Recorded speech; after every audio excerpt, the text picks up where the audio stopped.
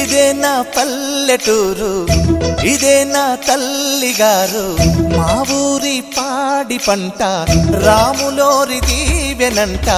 తల్లి గోదావరి నీళ్ళు కడిగే సీతమ్మ పాదాలు. ఊరంతా హాయ్ హాయ్ హాయ్, మనసంతా హాయ్ హాయ్ హాయ్. ఇదే నా పల్లెటూరు, ఇదే నా తల్లిగారు. మా ఊరి పాడి పంట రాములోరి దీవెనంట.